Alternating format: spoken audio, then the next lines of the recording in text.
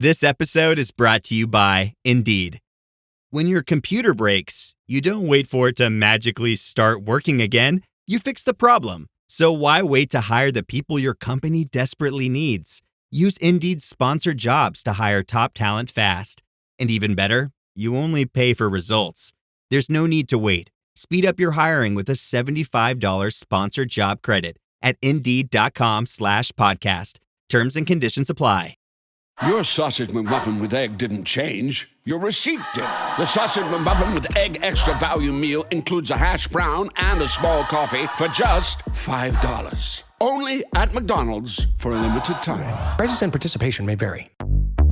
Unfiltered discussions. Unexpected guests. No topic is off limits, from sex and relationships to the human condition, personal anxieties, and so much more.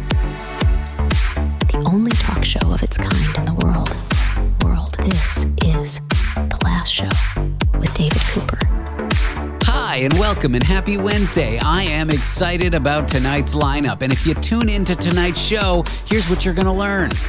A new discovery from NASA's Perseverance Mars rover could be the best evidence yet that life once existed on the red planet.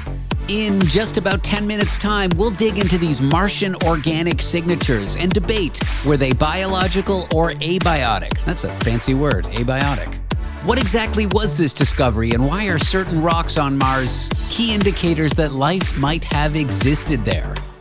After we cover that, it'll be Therapy Thursdays on a Wednesday, broadcasting's only mental health segment intended for Thursdays that airs on Wednesdays. Our topic, should we treat our feelings as facts? Which is to say, if we've got a particularly bad mood one day, should we act on it?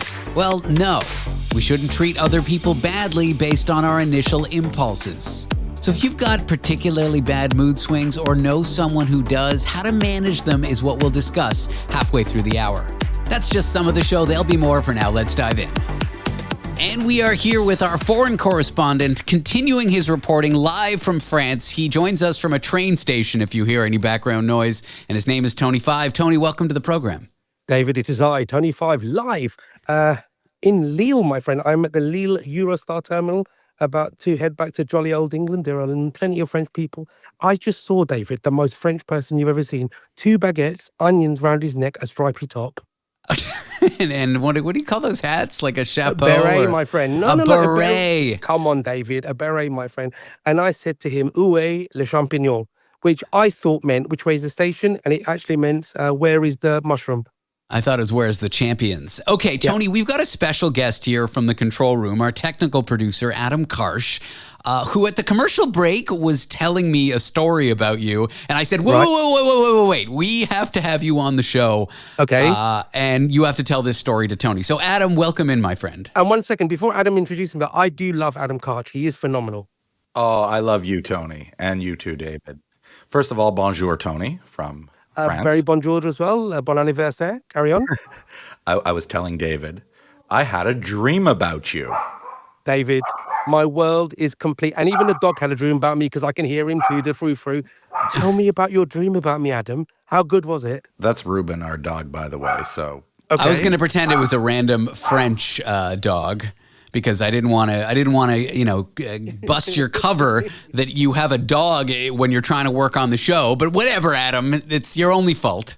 He's hearing someone in the hall. I apologize. Hopefully he'll be quiet. Okay. Adam, tell me about your dream, and I feel like your dog barking is just showing it's kind of amazing. Like, you're in Toronto, I'm in New York, Tony's in England, we're all working on the show, you're doing the sound, Tony's doing his idiocy, and I'm just David, here. I'm not even in England, my friend. I'm in Lille, heading to England. This is transcontinental at the very best. What other radio show gives you this? That is a good question. Okay, Adam, your dream. You got to tell Tony about this dream. First of all, Tony, you and I were both fully clothed in this dream. Let me just start with that, okay? Rubbish. I was hoping for some baby oil at least, Adam. You've disappointed me. Carry on. I'm going to leave the best for last. But it started out, first of all, and I don't know why. You're not a restaurateur, are you? Weirdly, having been in Lille, which is a very gourmand-esque place, I went to a restaurant on a barge yesterday, and I did think about buying myself a barge and creating a restaurant, weirdly enough. Carry on, Adam. Well, for some reason in my dream, you were this world-class restaurateur, and you had opened up the swankiest restaurant in downtown Toronto that you could only get to by horse-drawn carriage. And because... It's all tracks. Sounds like me. David, Yeah, he knows yeah. me. this is really detailed, by the way. Usually, you wake up from a dream, you don't remember. Like, this is vivid. Okay. And because I know you now through the show, you gave me like VIP treatment, and I had a horse-drawn carriage, and the restaurant was packed. I can still see it, and it was packed. Okay. And because you gave me the VIP treatment and I knew you, I was able to bypass the line and the months of reservations, and I was able to attend this. It was a very nice restaurant in a very nice part of town, and it had very high reviews. And I don't remember eating. It switched gears from there, but I just remember that you had this phenomenal restaurant in downtown Toronto. It's obviously Michelin starred, right? Carry on. Of course it was. So that's the first part of the dream, which I totally remember, but I'm saving the best for last. Can we just say how Tony's got like train announcements in the background? This It's show, if it was fantastic. ever on the rails, it is certainly right now not on. Oh, Okay, good pun, David. Good pun. On the rails. I like it. I didn't even realize I was doing that. Now, Tony, the restaurateur, lets you in, lets you cut the line. What else happened? Totally unrelated to the restaurant thing, and I don't know how we got to this part, but Tony, you were professing your interest in converting to Judaism. Oh my goodness. Now, I'll be honest with you. My trip to Lille has been to surgery to discuss circumcision. Oh, adult What? circumcision. No, Look at it's David not. completely believing that complete line of rubbish, Adam. Nonsense. Okay, so Tony was expressing, I mean, it would be a great tradition of black Jews. We have Drake, we got Lenny Kravitz. I believe Jesus himself, Sammy Davis Jr., Sammy Davis Jr., you'd be standing on the shoulders of giants, Tony. Michael Jordan, Not sure about that one. O.J. Simpson, O.J. Simpson. not a Jew. Sorry. Oh, okay. Stevie Wonder, definitely, but no one told him. But I'll be honest with you. Do you know what? There's a lot of things I like about the faith. Now, I don't really know about but I love the culture. Whenever David talks to me about like his Jewish upbringing and all the little tchotchkes, I love that way. He keeps telling me this thing. Oh, did your mum got some tchotchkes? Yes. I love it. And the way his mum used to talk to him. The holidays are fun. The holidays, most of them are fun. Some of them are a drag, but yeah. And it sounds so communal. There's a lot of criticism, though, I do feel. But that's like Roman Catholic guilt.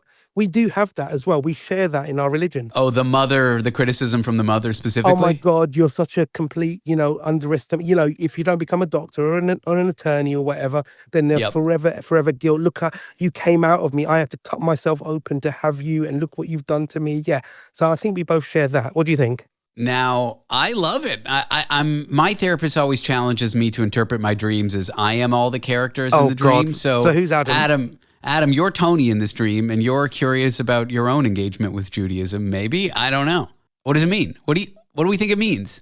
I don't know. I just felt that, Tony is, I feel a connection with him. We've never met Yes. in person, but Yes. we have this kinship. I don't know what it is. Tony, I love you, man. Was there a rabbi involved? No, you were just like, I want to be a Jew, and I want to be Jewish, and I'm going to be Jewish. Tony Fivestein. I mean, does it work like David? Does it work like that? If I just, I think you declare got to it? get a rabbi involved. I don't know. My ex was converting to Judaism when we were engaged to be married, but it wasn't because of me. She just wanted to do it. She never went through with it. But there was a rabbi involved. I mean, David, just to be honest with you, what's the pros and cons?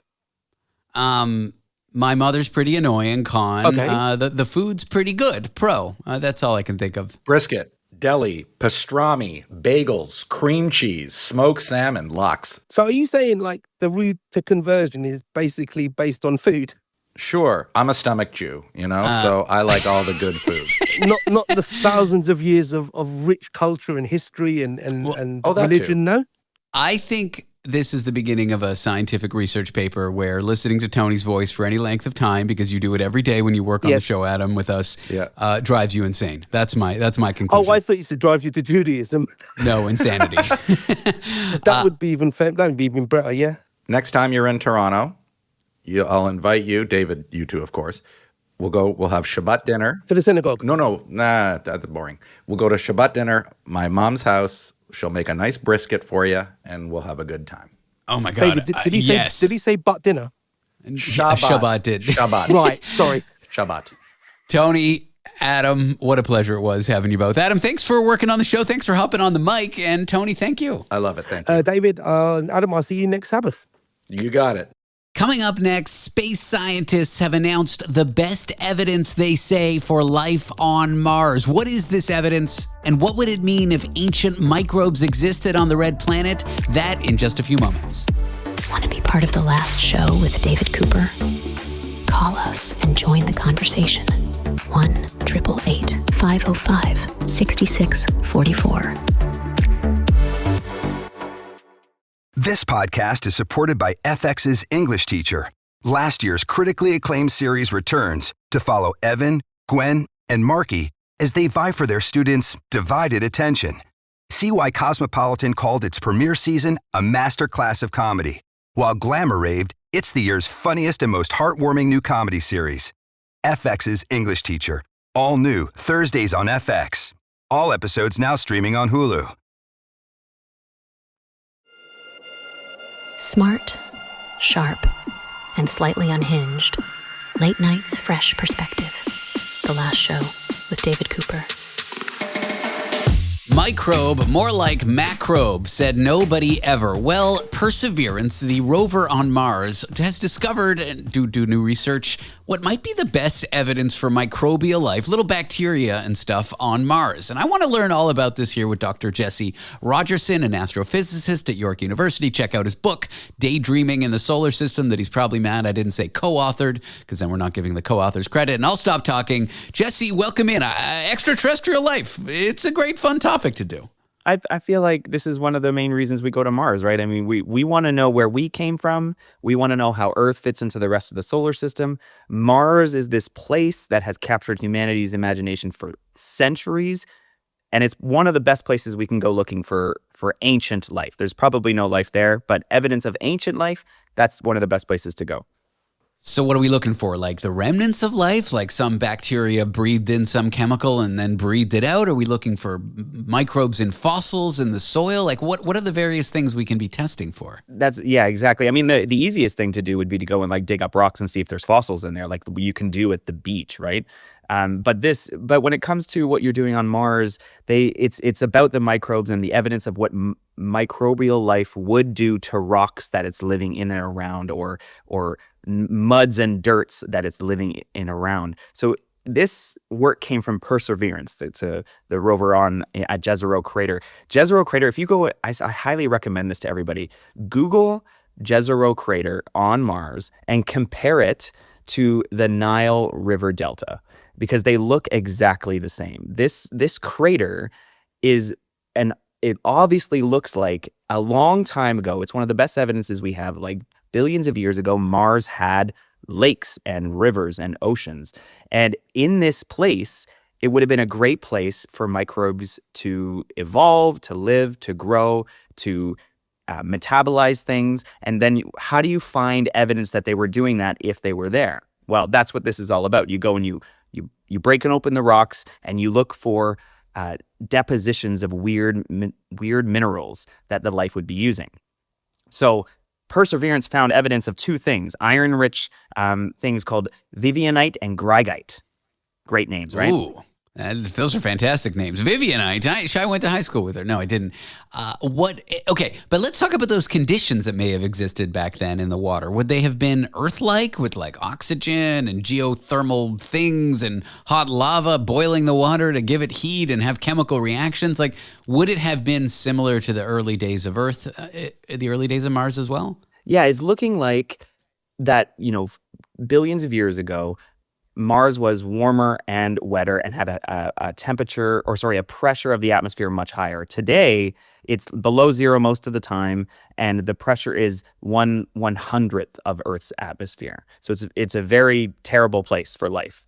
But it looks like billions of years ago, you had water on the surface, the temperature was above zero roughly most of the time, and the pressure of the atmosphere was thicker. So that would have been a perfect place for life to evolve and grow. The question of whether or not it did that is open, and how you find it is an open question.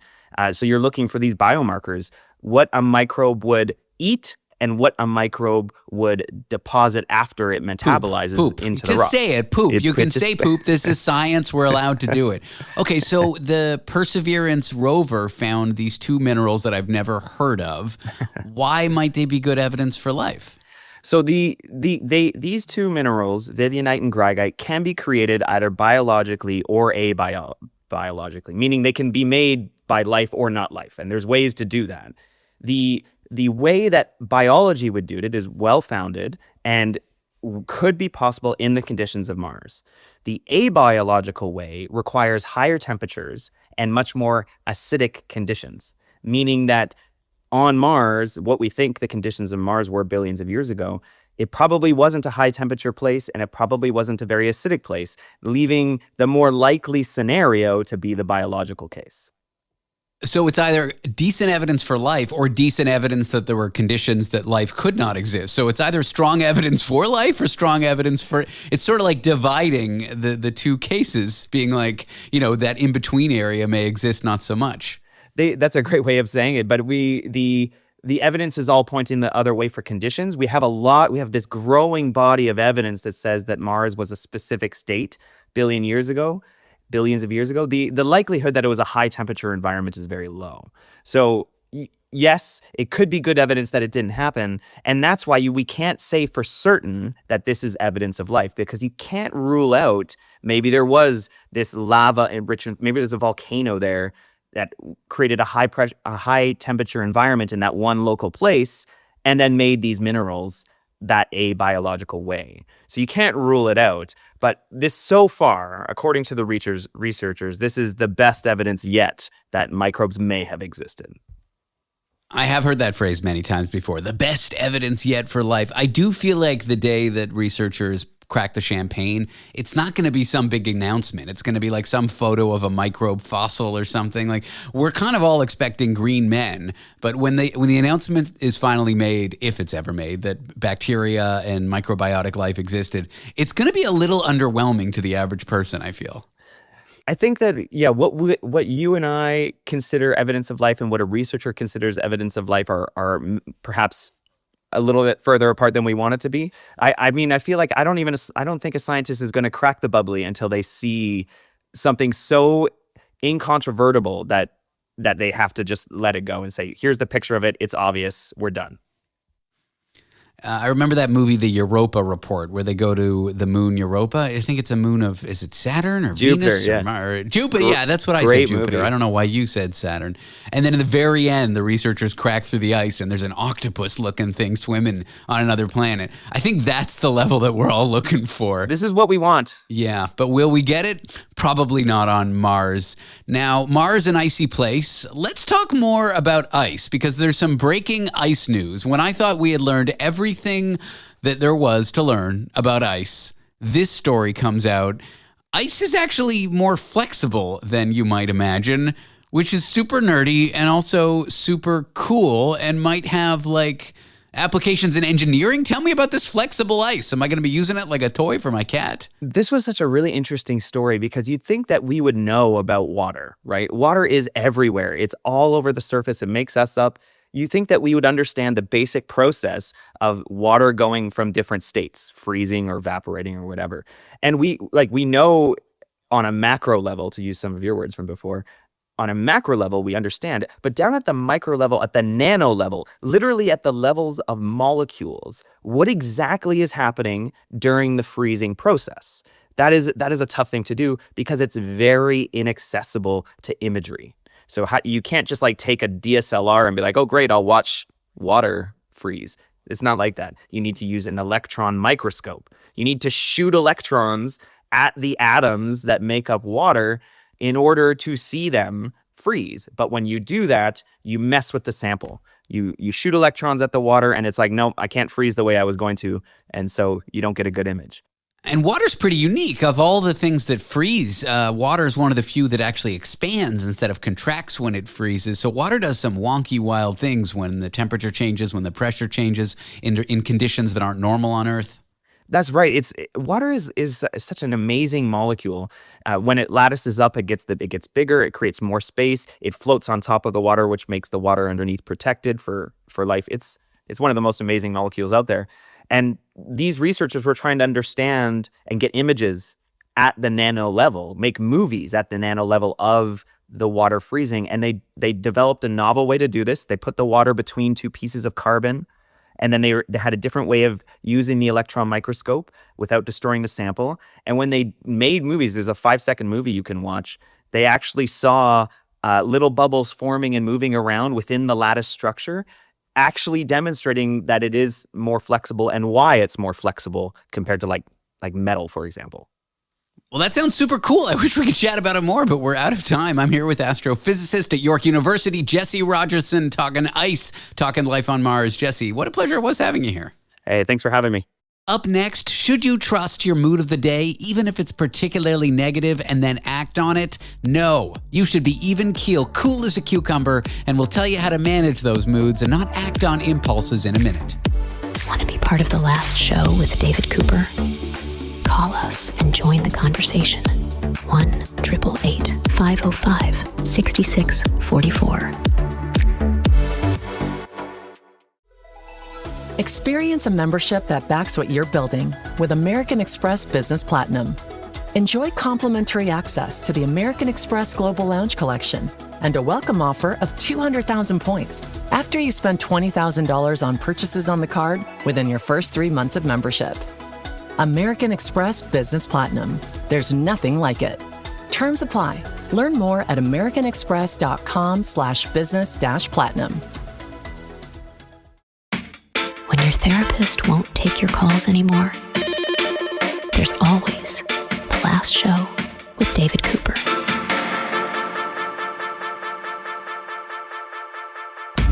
I think a lot of people treat their feelings as facts, and that's going to be our topic today here on Therapy Thursdays. On a Wednesday, we are joined an expert in family and marital therapy, social worker Gary Direnfeld. But feelings as facts, that's what I want to talk about. If you feel a certain way, some people feel immediately entitled to act based on that feeling, and that isn't always the right call. And we'll talk about that and more with Gary. Gary, welcome to the show. Great to be with you again, David. I got to tell you, feelings, they look to be anchored. If I have a feeling, there must be a reason for it. And like I said, they look to be anchored. I really learned this, oh my goodness, it was the 1990s. I was sick as a dog. And I got to tell you, I'm lucky. I have a stable mood. It is, between here and here, never manic, never really depressed, just coasting along nicely. But I was sick. It was early 90s. And I had this sinus infection. I got a medication for it, erythromycin. It's a popular antibiotic.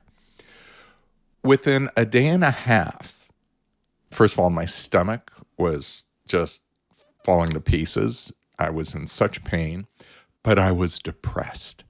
And I was literally on a couch, my head in Arlene's lap, crying. I was that depressed.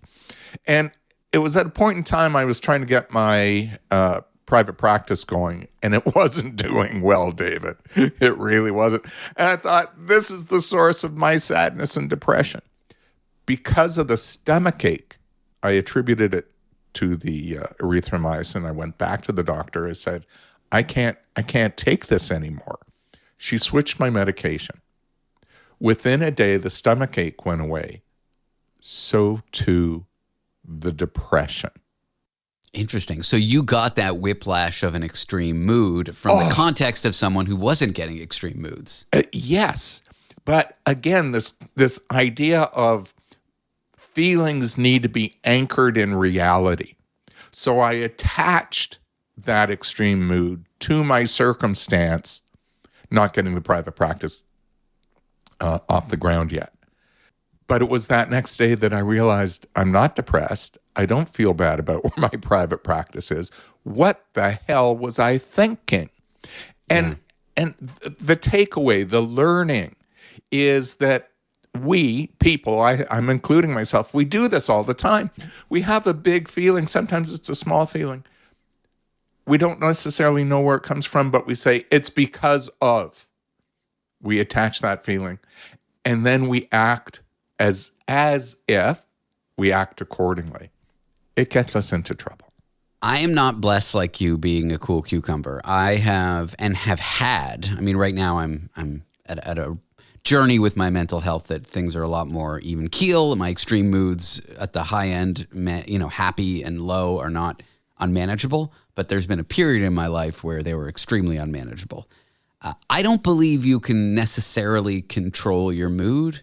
I mean, I think there's things you can do to take care of yourself so that tomorrow you have a better chance of having a better mood. But in that moment, I don't think you can control it.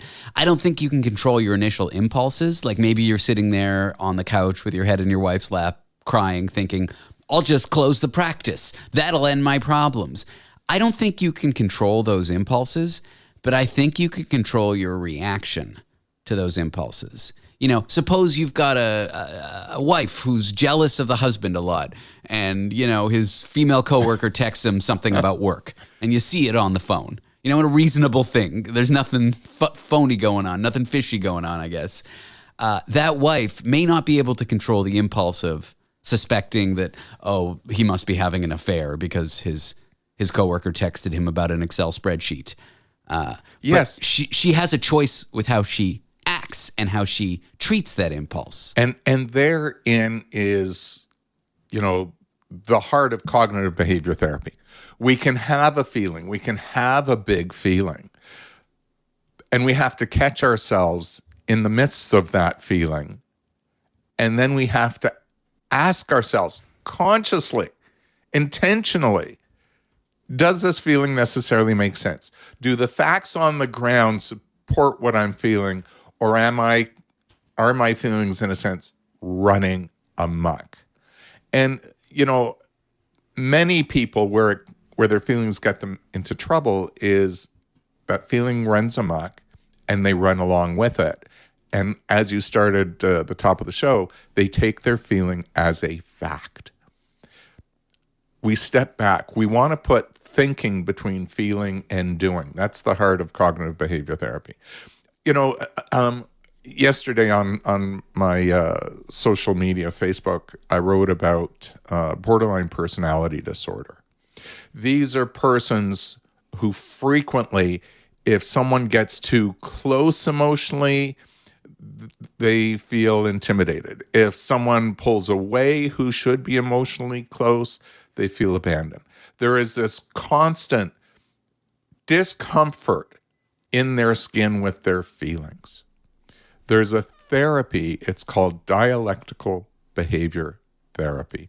And there's a number of components to dialectical behavior therapy, otherwise known as DBT, which isn't CBT, cognitive behavioral therapy. I'm talking dialectical behavior therapy. But in this therapy, the person learns, believe it or not, meditation and mindfulness. Meditation is the art of practicing being aware of where our feelings are. That's it. That's what meditation is. I sit down for 5, 10, 15, 20 minutes, and I just kind of monitor myself, and at the same time, kind of lower the shoulders, relax my breathing, get calm, get comfortable. And I do that once or twice a day. That's meditation. Mindfulness is when we put that meditation into practice in real life. So I have this big feeling. I have to be aware of it. That's the practice of meditation. The mindfulness is catching it in real life and then calming myself. These are strategies that are taught in dialectical behavior therapy, amongst other strategies as well. No, it's a very technical and psychology kind of method of what I'm talking about, which is not as technical, but this idea of, okay, I'm feeling very low today. Like I think last week or the week before, I was talking to some psychologist who did a research paper about how loneliness can be a feeling one has when they actually have community. Yes. Being socially isolated and that feeling of loneliness, they can be separate. And I'm someone who can be in a room with my friends and feel like I don't fit in and that I'm lonely. I can also be someone home alone with nothing to do and feel fine. And so just taking that moment to myself and saying, this is the mood of the moment, the mood of the day, and it will pass. I have felt this way before and then woken up the next day and not felt this way. It feels very extreme. You know, I feel very lonely, very much uncomfortable in my own skin, very much like regretting that I left my house, and it'll pass. And it's also true for really kind of manic moods where I want to do a million things. You know, the other day I did a live radio show last Friday. I filled in for a colleague. And then I had my show that night. And my girlfriend's like, you're working way too much. And I'm like, no, I got to do work. In between these two shows, I started doing extra work. I was like, and then I took a deep breath. I'm like, I feel really manic right now because I had a really exciting day. I'm going to crash around 9. Don't overwork. Don't overcommit. Just do what you need to do. Take a deep breath. And then when the crash came at 9 p.m., I went to bed, you know, and it's only through that experience of being in the place, taking that deep breath, knowing that the next day the mood changed, that I was able to, you know, have that check. You call it cognitive behavioral therapy. I call it taking a deep breath, but it's the same thing. We are talking about feelings as facts. Don't treat them that way. I'm here with Gary Direnfeld, a very handsome, very talented social worker and therapist friend of mine. It is Therapy Thursdays on a Wednesday. And we come back, we'll continue this discussion about not necessarily trusting all your extreme moods to the point where you behave based on them. Want to be part of the last show with David Cooper? Call us and join the conversation. 1-888-505-6644.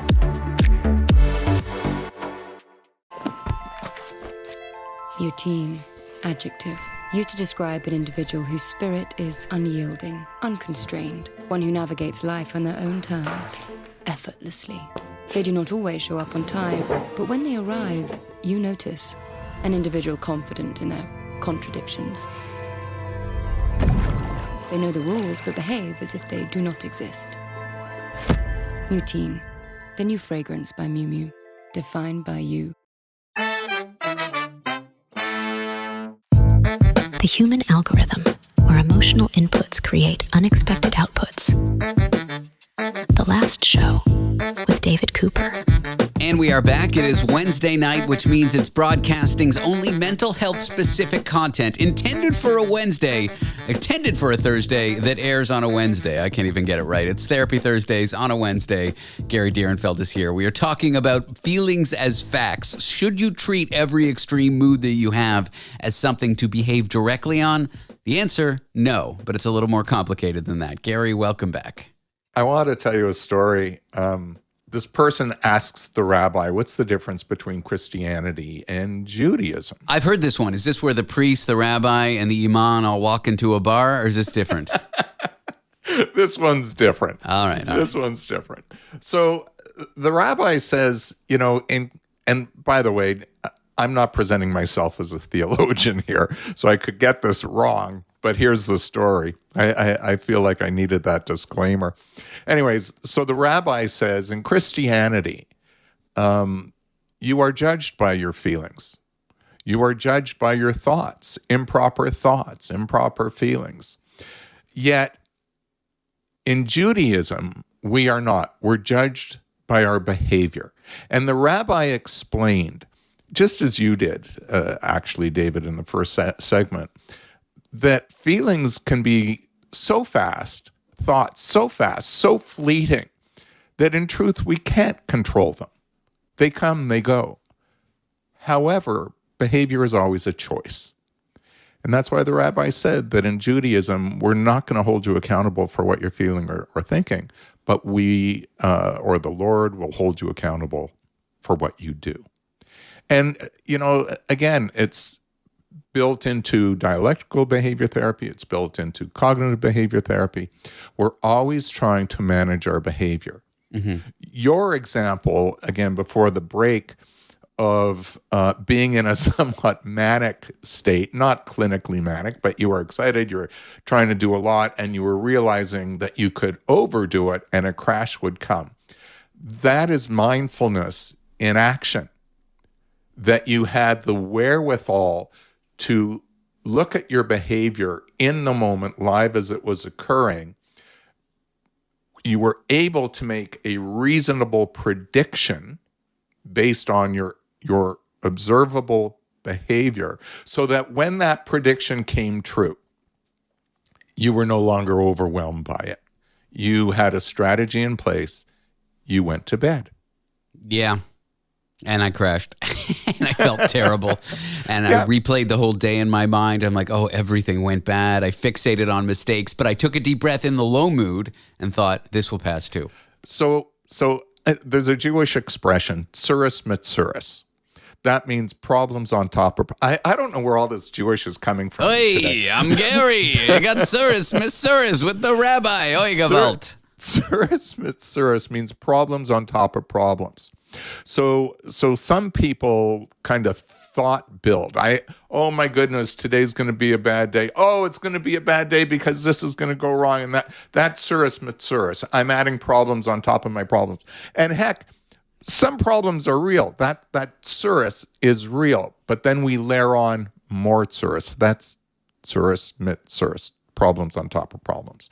The challenge is, even if something goes wrong, you have a bad day, you have a big feeling that is uncomfortable, don't thought build. Don't add tsuris mitsuris. Don't act out on that behavior. Take that pause that refreshes. Lower your shoulder. As we're talking, we're on video talking with each other, I can see where my shoulders are. And for me, I'm forever aware of the position of my shoulders. And when they go up, I know I'm getting excited about something, which could be good or it may not be good. I lower my shoulders. And so we want to stave off the tsuris mitsuris. Life being life, we're all going to have problems. We will. Right? I'm not wishing that on you. That's a fact. However, it always comes back to how we manage them, and realizing that sometimes our feelings, we get it wrong.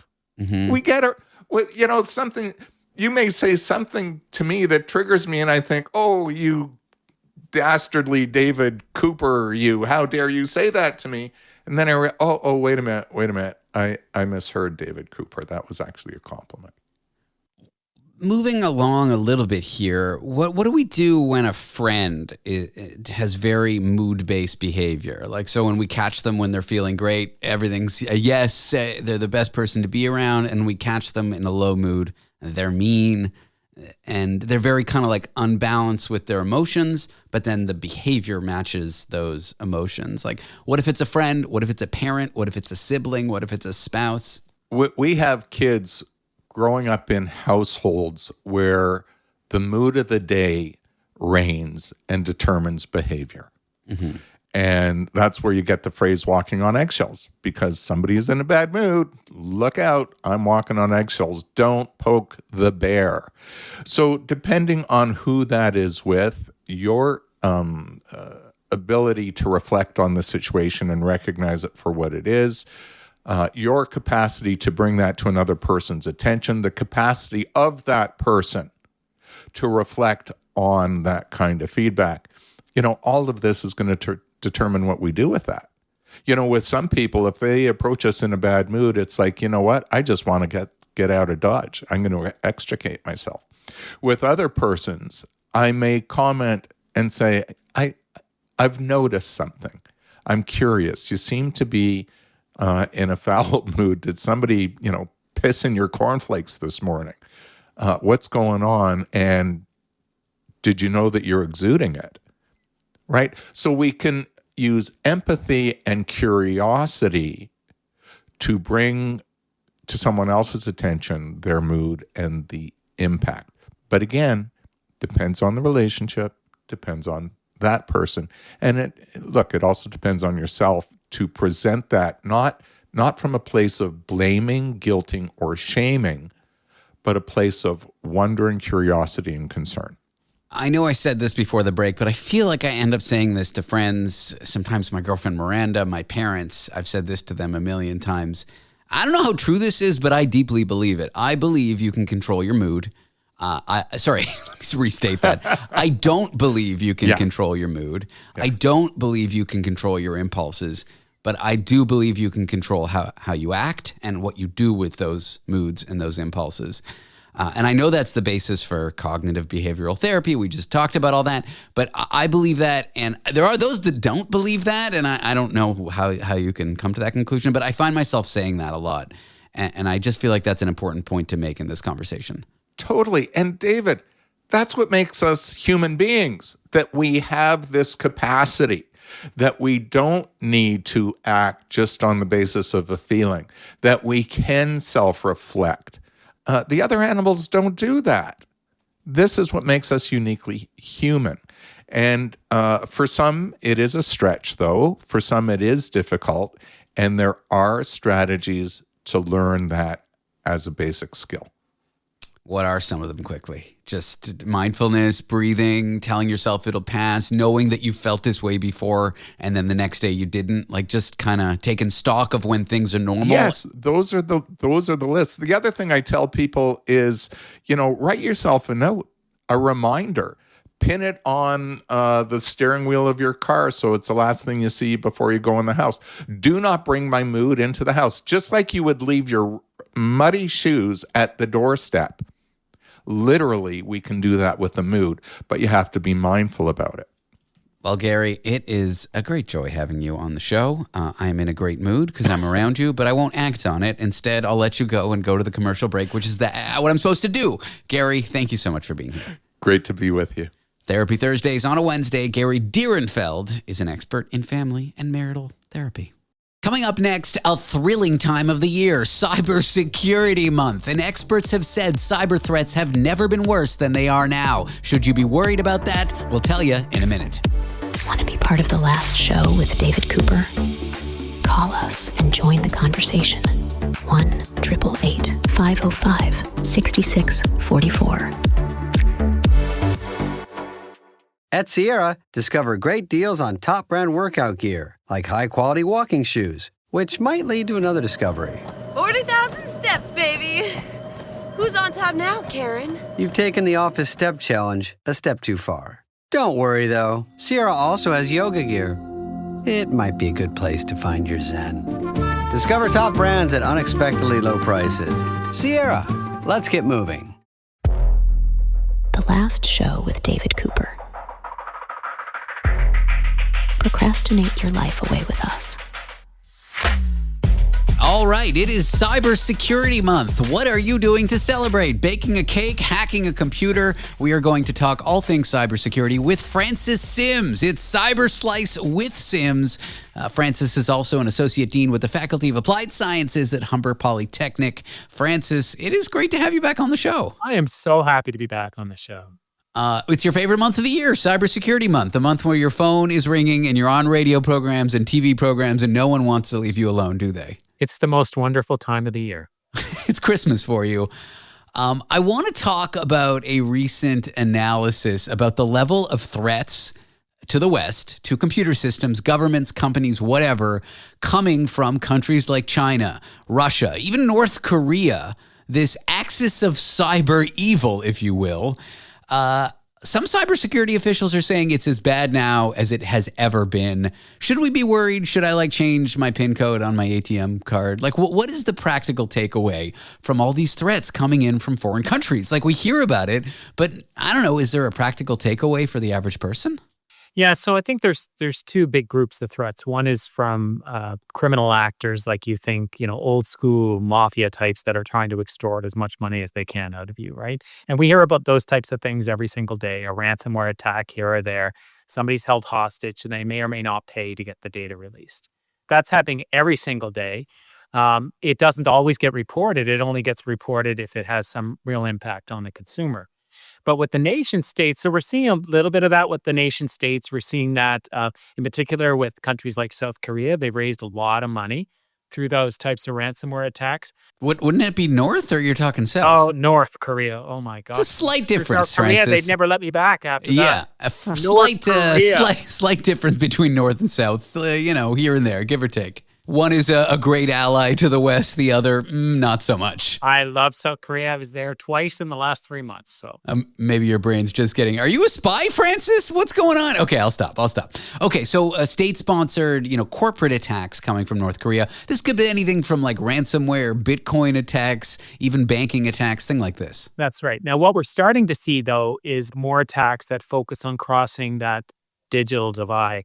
So historically, many of the attacks would be on your bank account, which was a terrible thing. They'd steal your money or steal your Bitcoin. But now we love in North America to put everything on the internet, right? I have a pet feeder at home. That pet feeder is connected to the network, so I can press a button when I'm in bed and feed the cat as opposed to having to get up. That's a wonderful thing to do, but it means now that that can be hacked. And so we put everything on the internet. Sure, our pet feeder is a small thing, but we're putting our utility companies' networks on the internet. So that there was this story about a guy monitoring a water treatment plant in Florida and noticed that the chlorine level started to change in the water treatment plant. And it turns out that somebody had hacked in and started modifying that level. And so now what we're starting to see is nation states take advantage of that kind of ability to wreak havoc, because their goal ultimately is to sow distrust. And there's nothing to do, a good way to sow distrust is to start disrupting the critical infrastructure. I've heard that the U.S. power infrastructure is like dated, it has open security holes, and there's certain major switching stations that like connect cities or connect regions where if you were to hack those, you could like shut off power for most of the country. Is this the kind of thing the average person should be worried about? I know what I just said is I've heard, that was all my evidence. I'm sure you know more about it, but like critical infrastructure, should I worry one day that my tap isn't going to turn on? Mm-hmm.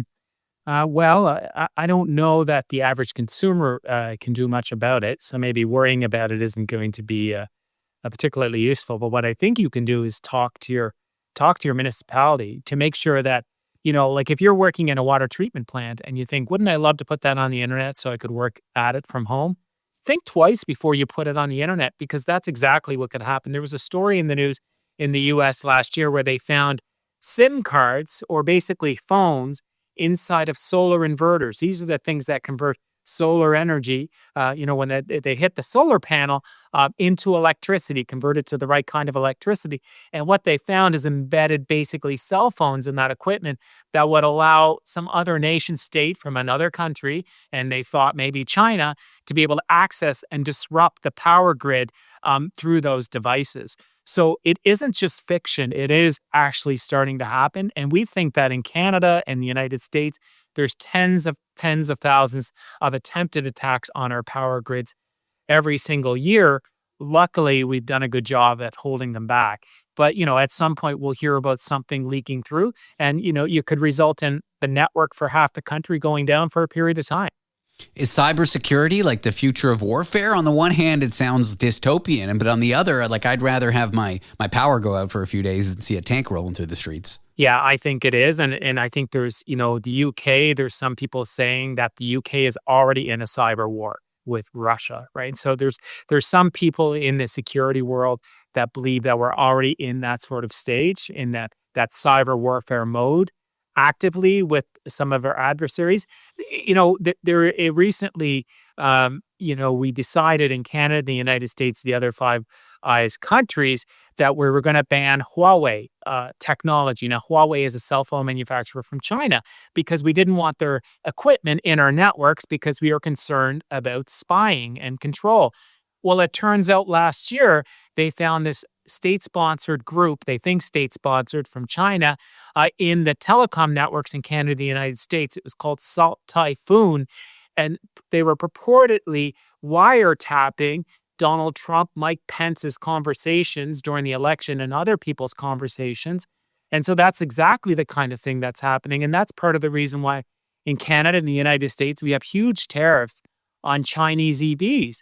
Because if you think about electric vehicles, they're connected to the internet, and they're giant surveillance vehicles with microphones, cameras, and these batteries that can get very hot. And so people, in the defense and security industry are really worried about that, but it doesn't necessarily translate to the average person.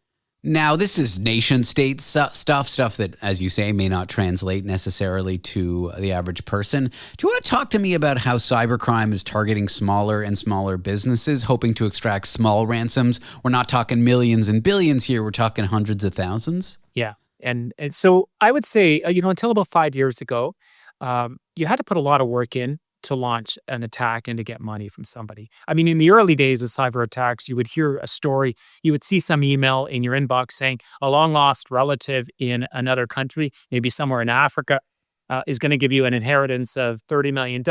You're saying I'm not an heir to a Nigerian prince's fortune? What's going on? You may be an heir. I don't know. I don't know you that well, but probably not. They were kind of laughable back, 5-10 years ago is what we're saying. But what we're seeing now, and so that would take a lot of investment on the hacker's part to get into your account because they'd have to convince you to click on the email and you might end up with a phone call, etc. Well, a few years ago, it ended up that you would just, you would get an email that looked like a phishing email, poor spelling, maybe it didn't really make sense, and they tried to convince you on the link. And then you click on the link and you'd enter your bank account information.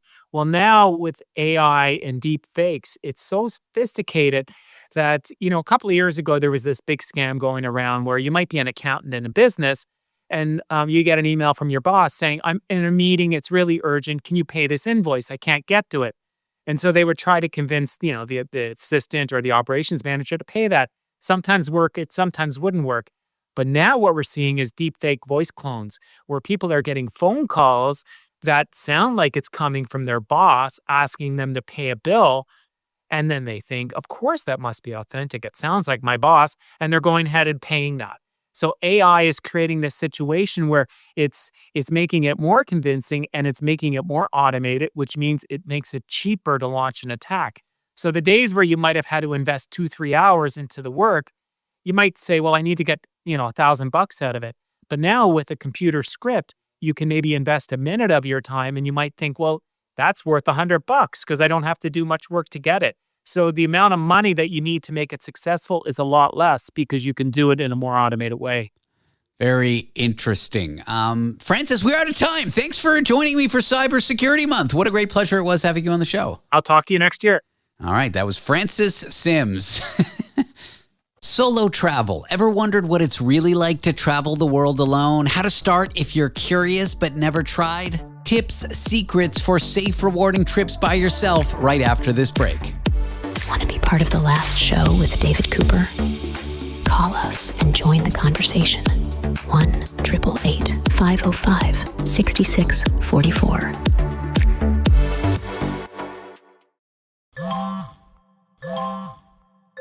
When did making plans get this complicated? It's time to streamline with WhatsApp, the secure messaging app that brings the whole group together. Use polls to settle dinner plans. Send event invites and pin messages so no one forgets Mom's 60th. And never miss a meme or milestone. All protected with end-to-end encryption. It's time for WhatsApp. Message privately with everyone. Learn more at whatsapp.com. Broadcasting intimate details and useless information from an undisclosed location in New York City. The Last Show with David Cooper. Traveling alone can feel intimidating to some, but it's also one of the most rewarding ways to see the world. For those curious, there are simple steps to ease in, to build your confidence, tips around safety, and how to enjoy it along the way. I'm here with Ashley Probst, who recently wrote about this. Ashley, welcome to the show. Hi, David. Thank you for having me. What drew you to solo travel in the first place? I think for a lot of folks, when you tell them, I went on this big trip alone, they think to themselves, isn't that lonely? Isn't that awkward? Isn't that weird? Tell me what drew you to it in the first place. So actually, one of my first trips when I was abroad was with a giant group of people. I think there were like 20 of us for my study abroad program. We all went to Amsterdam, which sounded like an amazing time. But because there were so many of us, it was just really difficult to coordinate logistics. We couldn't go to the same places at the same time because we were such a big group. We couldn't eat together. We didn't stay in the same hostels. It was just a lot of logistical things. And I kind of realized, I'm compromising a lot for these people. I could just be dealing with the logistical things and also doing what I would like to do in my timing if I just went by myself next time. So the next trip I planned was to Paris by myself, which I don't know if that was the best destination I could have chosen. I've done it. I've gone to Paris alone. It's lonely because my French isn't amazing, but I did have a lot of fun. Yeah, I definitely did too. And that was my first time like staying at a hostel by myself, traveling internationally by myself. I even went to like a concert and Disneyland Paris, and I did like a whole just array of activities because I wanted to try out all these things. And it definitely was a lot more rewarding to get to like pack my itinerary with just things that I wanted to do, and not feel that pressure from other people. Well, let's zoom into that word, rewarding. Tell me about moments where traveling alone can change you or feel rewarding in an unexpected way to those who've never done it. Yeah, I mean, so many different ways. And I mean, I feel like the rewards are always going to be like different for the individual. But I feel like those moments where maybe you connect with other travelers or even people that are traveling with a group and they're like, wow, that's so cool you're doing it or like doing it by yourself, right? It's so cool you're traveling alone. And like people kind of like seeing I do that and then saying like, oh, I could never do that. Or like how, like, you're so brave, And I find it interesting, just seeing other people kind of like admiring the journey, and also like knowing that that's kind of an inspiration for them is also very rewarding. But even just getting to like connect with other cultures and cuisines, I definitely travel via my palate, and connecting with locals in those places, like it. Yeah, the connection I think is the biggest thing, regardless of how that happens. My ex-wife and I were once traveling and we went to this nice restaurant, and just before they called our table, they called a table and they said Norbert for one. And my ex and I sort of laughed at each other, and then we used, as couples have their little language, whenever we were lonely, we would just say, I'm Norbert for one, like he was this pathetic guy. Since that relationship ended, I've actually reframed that. I think Norbert for one is very courageous. Going to restaurants alone takes a lot of courage. I think a lot of people would think, oh, I'll get lonely, I'll look awkward. But, I think Norbert's braver than me, or at least he was then. Now I've, of course, been David for one. To those that don't feel like they have the courage to do things alone for fear that they might be embarrassed or not know what to do or be regarded as a tourist, what do you say to them? Things like that, going out to eat by yourself or just going anywhere alone, I feel like honestly, people might even be interested more in like having a conversation with you. Like, why are you by yourself? Like, and I feel like it gets people interested and engaged even. So it's like, if you are hoping for social connection of some sort, I feel like that's actually a doorway almost. I've actually made so many friends with like server staff because I'm sitting by myself and they start asking questions, or I always bring like a book with me just to keep my mind engaged. So I'm not just scrolling on my phone as well. And then so people will like ask me what I'm reading, and then we'll start talking about the content of the book. So it is very, again, it comes down to connection. And I think it's interesting because then it's like you do have that moment where you can connect with yourself in ways. But it really does lead to connecting outside of yourself too, I feel like. I agree. I've made friends just staring into the abyss, having dinner alone at a bar in a foreign country in a weird city. Yeah. You've got this interesting rule. 1 hour of travel equals 1 day at the destination. What does that mean? Yeah, so it's like if I'm traveling internationally, for example, it's a 13-hour flight, maybe even like a longer travel day. I want to make sure I'm making the most of my time that I have in that destination. I don't want to just go on that long journey and then be there for like 3 days and go home, because then the travel aspect is going to be probably taking up more time than the actual like time at the destination and enjoying that. But so that's my way to kind of like maximize my time and make the travel there feel worth it. When we talk hostels, I just think, oh, I'm too old for that. Like, I'm 39, but they can be a lot of fun. What's your experience traveling alone, staying in hostels? Yeah, I feel like experienced the full gamut of hostels. And I will say almost every hostel I've stayed in, there's always like one drastically older person staying there. And not to say that 39 is in that age range, but Be nice, Ashley. I'm in my 30s too. I'm not judging.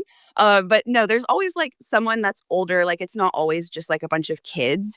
So I feel like there is always someone that like is probably within your age range. So you don't have to feel like, oh, I'm the only one. I'm the oldest one here.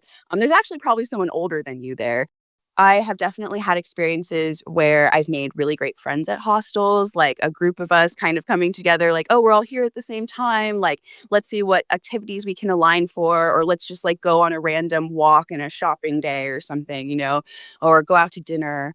And then I've also had horrifying hostel experiences, not like safety wise, but like more so like people being messy or loud or just like needing to move rooms and like those types of situations. So it's definitely like hostels can be a little hit or miss just because there are so many other people involved and you're staying in dorms probably with like 3 up to maybe like 20 plus more people. And I mean, you get to choose.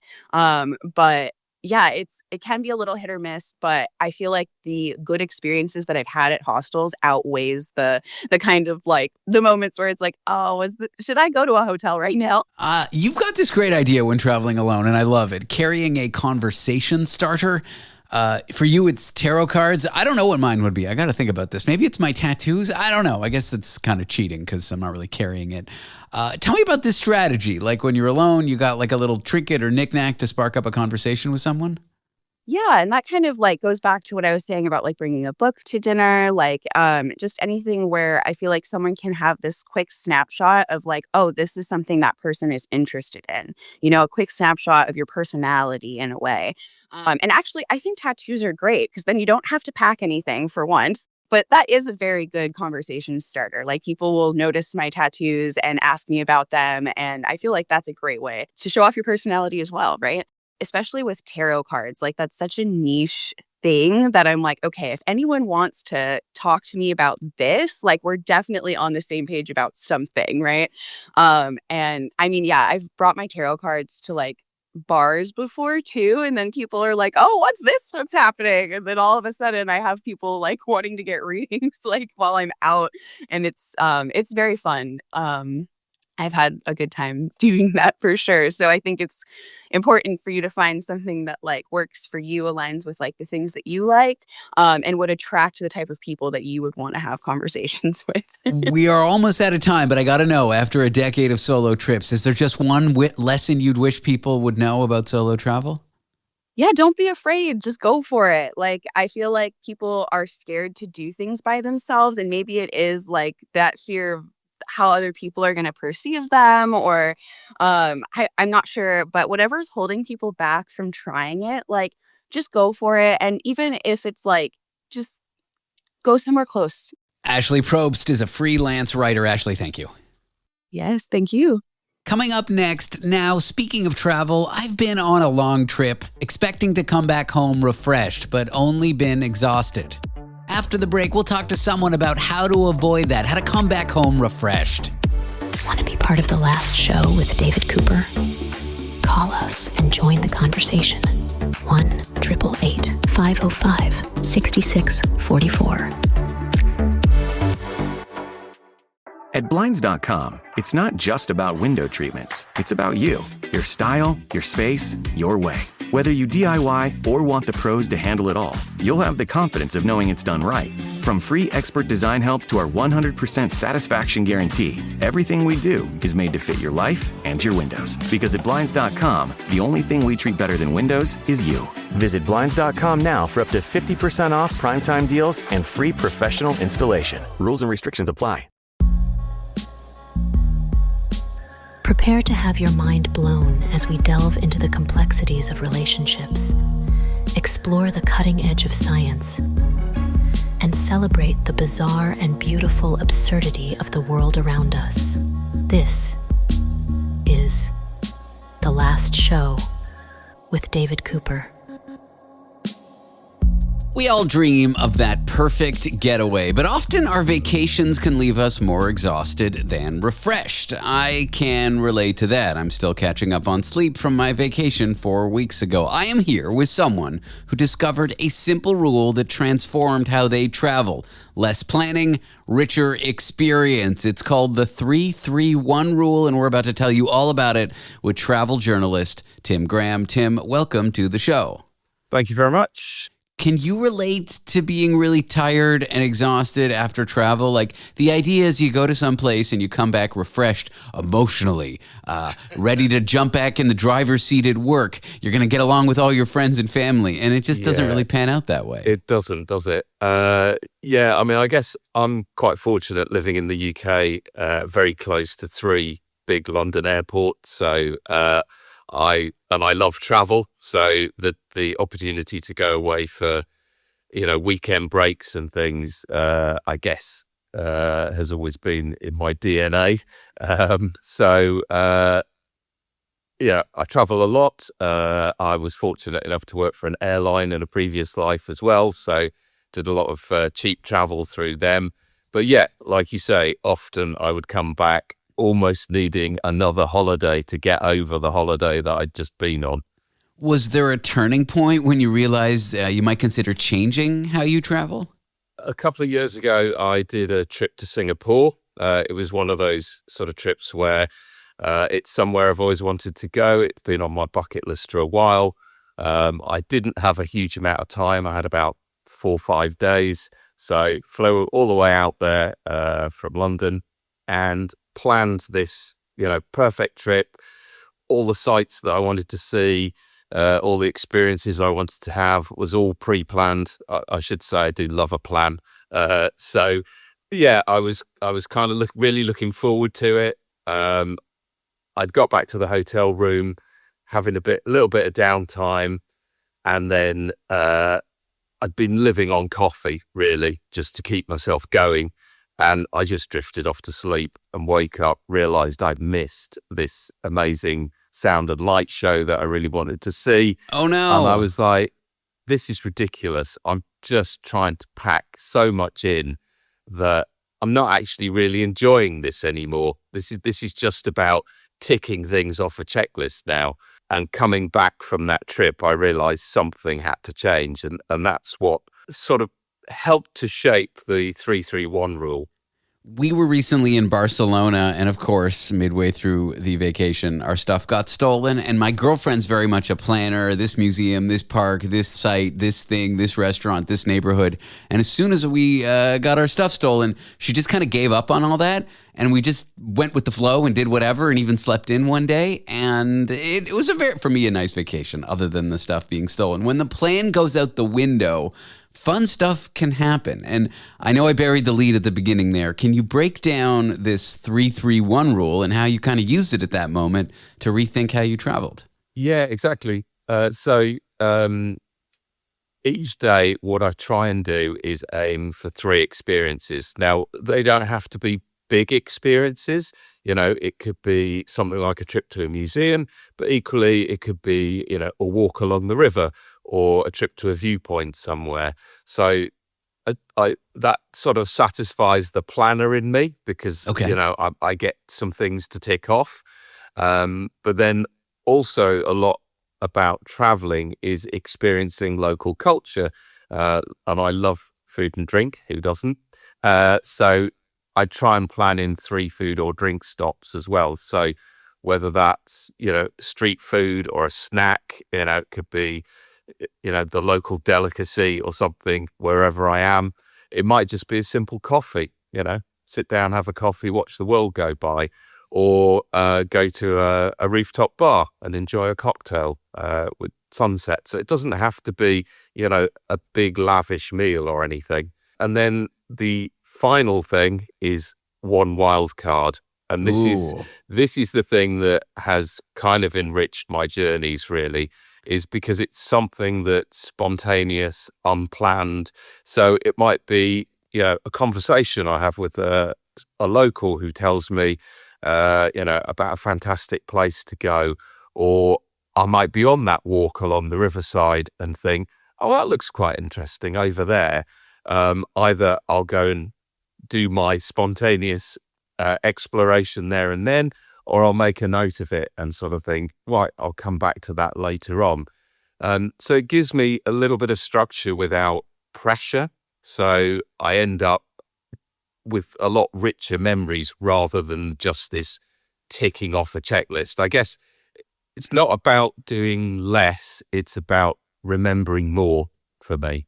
Oh, interesting. So to recap it, 3 kind of structured plan things, big or small, 3 food or drink related things, and then 1 wild card. I once flew to Japan. I went to a trip there with some friends, and I checked on the day of the flight whether my plane would have Wi-Fi. And because I knew there'd be Wi-Fi on the plane, I booked where I was staying on the flight over. I'm a wild card person. This wild card approach really appeals to me. It sounds like the most intriguing piece. Can you unpack some moments you've had with that wild card one? Yeah. So earlier this year, I did a trip through the Baltics. And I was in Estonia and came across this KGB museum, Cool. which is buried within a hotel, an unassuming hotel in the center of town. Didn't know anything much about it before I went. I knew there was sort of KGB museums and things there because of the history, but wasn't aware of this particular one, and discovered it. Just whilst I was, I think I'd seen a leaflet for it or something while I was out and about, and thought, oh, that looks quite interesting. And standing in those old surveillance rooms in this hidden floor of a hotel in Estonia, where they spied on guests, was slightly eerie, somewhat unexpected, and it's something that stuck with me more than anything else on that trip that I'd planned. Interesting. And why the numbers? Why 3 structured, 3 food, drink, and 1 wild card? I guess it's to try and give you a little bit of a balance. So it's that sort of enough to keep you occupied for the day, but not too much that you're going to exhaust yourself again, really. So that's kind of the reason for keeping those numbers as they are, but obviously everyone's different. You could take this plan and adapt it however you want, really. And so looking back, how has this rule changed the way you feel at the end of a trip? Are you more relaxed? Did you get the rest you needed? Did you not feel like you had an overstuffed itinerary? Yeah, I mean, I tend to find that I come back remembering things a lot more deeply than just a blur through a trip that I can't really recall. You know, you're flicking through photos and thinking, oh yeah, I'd forgotten I'd done that. Whereas I can now remember the stuff that I've been to see. And, it's not a hard and fast rule. So, maybe you stick in an extra snack one day, or, you come across another wild card. That's fine. You can squeeze that in if you so wish. I think for me, like I say, the main takeaway really is I'm enjoying the experience a lot more. I'm one of these people who, I can't not plan something. I like a little bit of structure to my trips, but this gives me enough structure and enough freedom to enjoy my time, really. Well, Tim Graham is a travel journalist. It's the 3-3-1 rule, 3 structured things, 3 food or drink things, and 1 wild card. I appreciate you sharing it with me, Tim. I might give it a try. Thanks for being on the show. You're welcome. Up next, sisters being meaner than brothers. That's what a massive new global study suggests. That's right, why sisters can often be more aggro than brothers. Want to be part of the last show with David Cooper? Call us and join the conversation. 1-888-505-6644. In the 70s, 4 young women were found dead. For nearly 50 years, their cases went cold. I'm Nancy Hixt, a senior crime reporter for Global News. In the season finale of Crime Beat, I share how investigators uncovered shocking evidence of a serial killer and hear exclusive interviews with the killer's family. Listen to the full season of Crime Beat early and ad-free on Amazon Music by asking Alexa to play the podcast Crime Beat. When the day is done, we're just getting started. The Last Show with David Cooper. Why are sisters sometimes meaner than brothers? Well, a new global study flips what we thought we knew about sibling aggression in families. I'm here with one of the researchers on said study to unpack the psychology of sibling rivalries. He's a psychology professor at Arizona State University, and his name is Dr. Michael Varnum. Michael, welcome into the show. Hey, David. Thanks for having me on. I love that your study found that sisters can be just as aggro, sometimes even more so than brothers. Side note, I know my sister listens to this, so I have to be careful. Let's talk about what you researched and what you found. Yeah, so, we were kind of curious about how, I'll put it this way, a lot of our social psychology, right, what we know, our evidence base, our theories, it really comes from thinking about how people interact with folks who aren't related to them or how they think about them, right? And Doug Kenrick and I started wondering a few years ago if maybe we were missing a big chunk of human nature here. Because if we think about it, if for those of us who have siblings, we spend a lot of our formative years with them. We have a lot of interaction. And even in adulthood, I mean, unless they've really pissed us off, we still talk with them with some frequency, right? They're still part of our lives and our social worlds. And we got to thinking that maybe some of what we sort of think we know about these sort of basics of human nature might look a little different when people are dealing with kin. Sure. When we hear aggression, we think like physical fights. I mean, my brothers did beat me up, my older brother, John, especially. My younger brother beat me up, too. He was much smaller. Your younger brother beat you up? Yeah, he's aggressive as hell. Like a foot shorter than me, 20 pounds lighter, but... I love that. And by love, I mean, I'm worried about you. But let's look at aggression, because it's not just physical, right? It could be yelling, gossiping, tattling, lying to your parents about something you did. There are different forms of aggression. What do those forms look like amongst siblings growing up? I mean, I think among other things, we see a lot more of them. That was something we discovered first in an earlier study, that not just growing up, but even in adulthood, folks engage in more acts of at least direct aggression, hitting, yelling, screaming, kicking towards brothers and sisters than they do with friends or acquaintances. But what's kind of interesting is we engage in a little less of that more indirect aggression. So especially spreading gossip or saying negative things outside of the family, then we don't do that so much for siblings. But we're willing to, pinch or punch or slap or kick or call them an I want to add one to the list. I want to call it love aggression, because my sister was very nice, but she would not take her hands off me. The hugging, the squeezing, the infringing on my bodily autonomy because she thought I was cute, and I guess she thought I was her son because I was 7 years younger than her. That one I want to add to the list. Not sure you studied it. Parents assume girls might have this calming effect, this peacemaker effect in families. What did you end up finding? What did you end up finding about sisters in the family context? If anything, we found that sisters were, on average, more aggressive than brothers. And it's not just for, reporting you to your parents or tattling or, these indirect forms of aggression, but they engage in more physical aggression towards siblings, on average, than brothers do.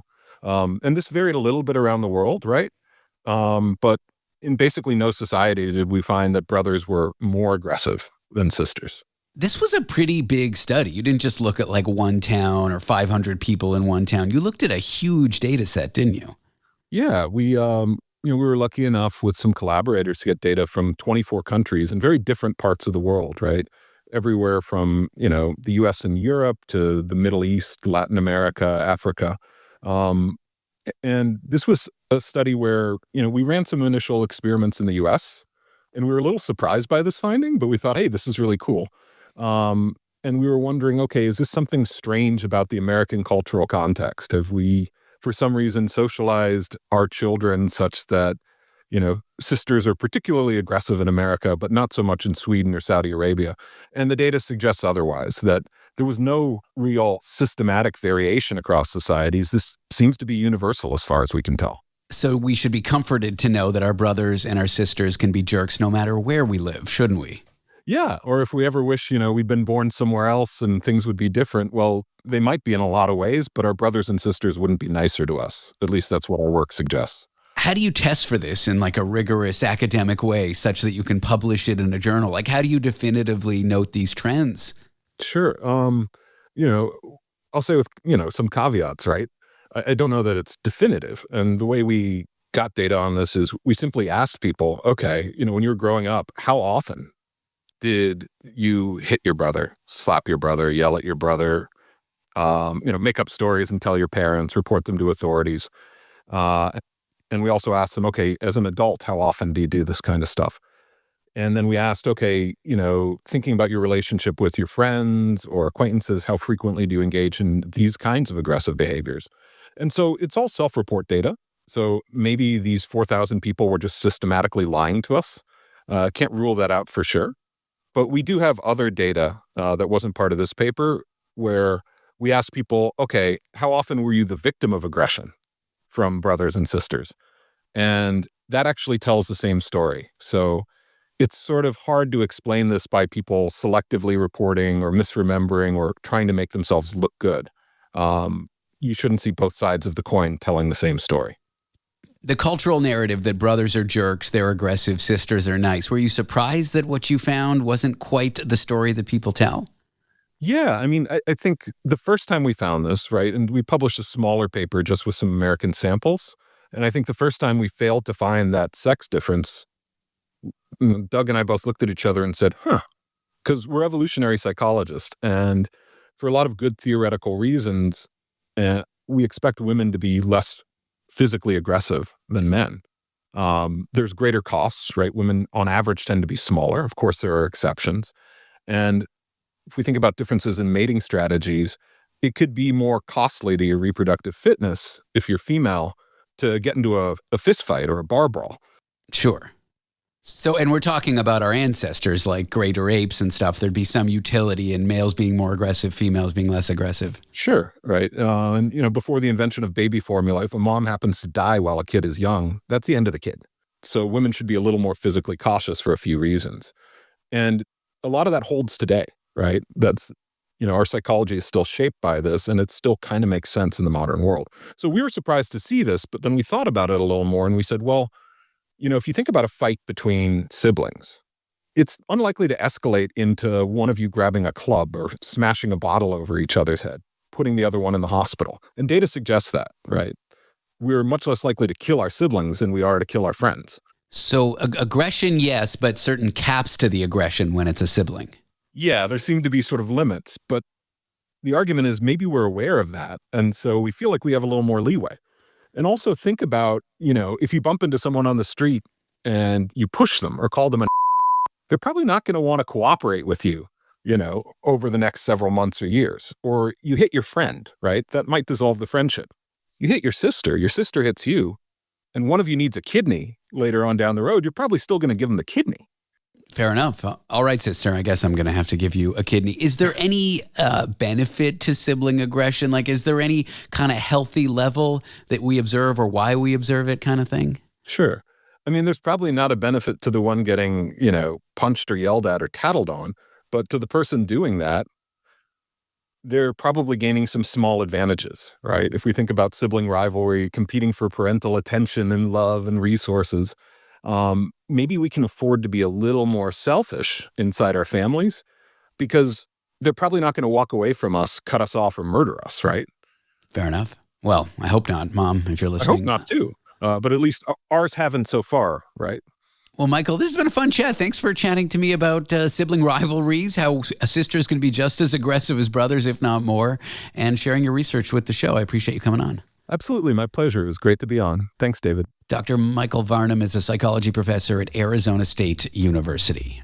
That's a wrap on our Wednesday night show. Thank you for tuning in. Don't forget, the last show is available as a podcast. Just search David Cooper Last Show in your favorite podcast app. Will pop up, or just head to www.lastshow.pizza. That's .pizza, not .com, for details and how to subscribe. I am David Cooper. I'm supposed to say the name of this show, but I've said it one too many times, so I'll just say this. Karch! Do you like Star Trek? Doug. Limu and I always tell you to customize your car insurance and save hundreds with Liberty Mutual. But now, we want you to feel it. Cue the emu music, Limu. Save yourself money today. Increase your wealth. Customize and save, we say. That may have been too much feeling. Only pay for what you need at libertymutual.com. Liberty, liberty, liberty, liberty. Savings vary. Underwritten by Liberty Mutual Insurance Company and affiliates. Excludes Massachusetts.